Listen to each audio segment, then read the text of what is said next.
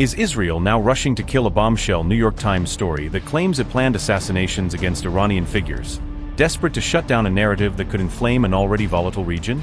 And all this is unfolding as Iran's intelligence establishment vows bloody revenge for Ali Khamenei's assassination, openly promising payback against those it says ordered the killing. Is Benjamin Netanyahu now in full denial mode, just as Iran promises retaliation against both the United States and Israel, with each side accusing the other of crossing a red line? Is Israel quietly panicking because it believes Iran has become far stronger and more dangerous than Washington truly realizes, and because any misstep could unleash a regional war? Does Israel now feel it is the only country that fully understands how dangerous Iran has become, watching its rivals grow bolder as the West debates what really happened?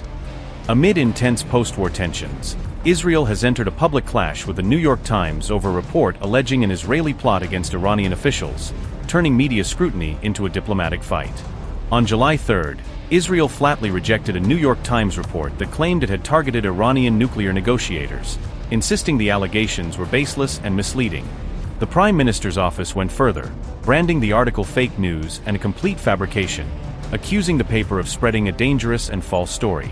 The dispute erupted after the New York Times published claims from current and former U.S. officials, who said Washington had picked up signs of possible Israeli assassination plans. According to the report, Washington even warned Tehran about possible Israeli assassination plots, a move that, if true, would mark a rare moment of quiet coordination with Iran. In response, the New York Times said it stands by this fact-based reporting, stressing that its story was built on interviews with multiple officials who knew of the alleged warnings. All this is playing out while Iran's intelligence ministry has openly vowed to avenge Ali Khamenei's killing, promising that retribution will come at a time of its own choosing. Tehran has directly blamed both the United States and Israel for Khamenei's assassination, casting them as the architects of the attack in its official statements. Iran's intelligence ministry has declared that only revenge can heal the wounds of the Iranian people, framing any future action as a necessary response rather than aggression. Iran has pledged retaliation against everyone it holds responsible for Khamenei's death, leaving open how, when and where it might choose to strike back.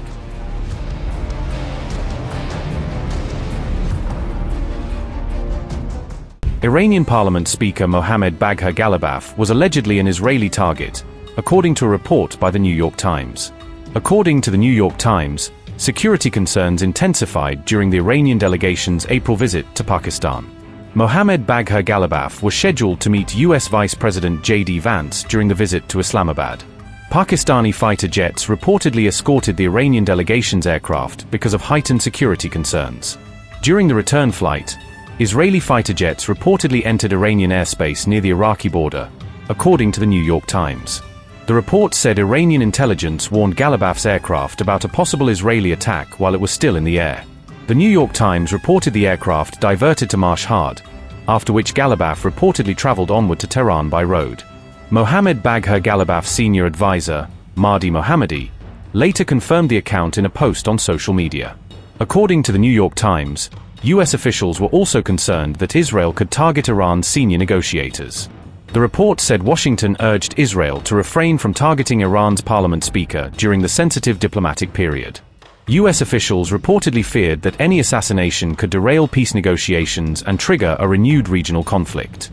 The report added that Israel remained skeptical that any U.S.-Iran agreement would fully achieve its stated wartime objectives.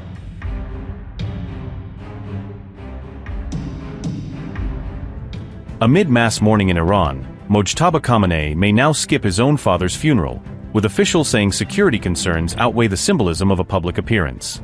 On July 2, Dr. Abdul Majid Hakim Elahi indicated that Mojtaba is unlikely to attend the main funeral ceremonies, preparing Iranians for an empty front row. Ali Khamenei's funeral rites will begin on July 4, with the body later carried to Mashhad for burial on July 9, in a tightly choreographed week of national grief. Elahi says it is security concerns that are keeping Mojtaba Khamenei from appearing in public, hinting that protection teams have vetoed his wish to face the crowds. His remarks come directly after fresh Israeli threats against Iran's new supreme leader, tying Mojtaba's absence to explicit talk of targeting him personally. Abdul Majid Hakim Elahi said, and I quote, "He wants to come out. He wants to meet people. But the security doesn't allow him. They said it is very dangerous, and we cannot provide security for him. I think he will not come out. Unquote. Earlier, Israel's defense minister Israel Katz declared that Mojtaba Khamenei was marked for death, a rare and blunt threat directed at Iran's top leadership.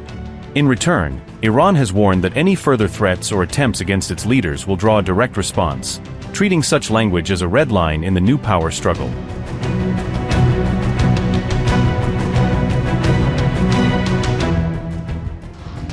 Memorial services were held for Mojtaba Khamenei's wife months after she was reportedly killed during U.S.-Israeli strikes on Tehran. Images released by Iranian state media showed a memorial ceremony for Zahra Hadad Adel held in the Iranian capital.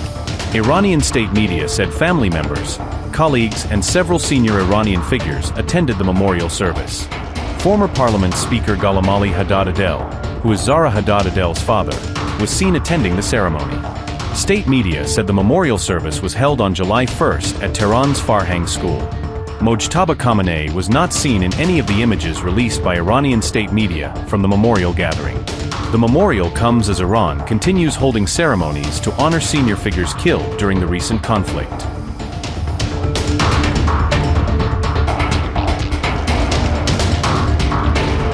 Officials from over 30 countries have already formally requested permission to send high-level government delegations. Multi-day ceremonies will take place across Tehran, Qom, Mashhad, and several cities in Iraq under tight security. The funeral schedule was postponed to allow preparations for what Tehran describes as a major international event. The ceremonies will be coordinated by Iran's Supreme National Security Council, the Leader's Office, and a National Organizing Committee. Special committees have also been formed to oversee security, media operations, transport, and foreign delegations. India is sending a high-level delegation to attend the funeral. Russia is expected to be represented by an official delegation. China is also expected to send a delegation to the funeral.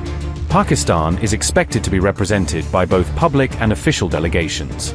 Iraq is expected to send senior officials, large public delegations, and prominent Shiite clerics. Afghanistan is expected to send an official delegation. Syrian officials are expected to attend as part of an official delegation. Lebanon is expected to send officials along with representatives of Iran-aligned groups. Oman is expected to be represented by an official delegation. Qatar is also expected to send an official delegation. Venezuela is expected to send a delegation to the funeral. Cuba is expected to be represented by an official delegation. Georgian President Mikhail Kavalashvili is expected to attend in person alongside regional leaders. Turkey is among the regional countries expected to attend the funeral. Azerbaijan is also expected to be represented at the funeral. Armenia is likewise expected to attend with an official delegation. According to reports, the United States, Israel, the United Kingdom, France, and Germany are not expected to send official delegations.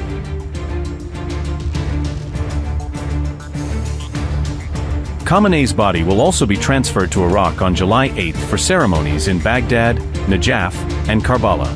Iran says Iraq has established a national committee to organize the visit following high-level coordination between the two countries. Burial ceremonies are expected to take place in Mashhad on July 9 near the shrine of Imam Reza, according to reports.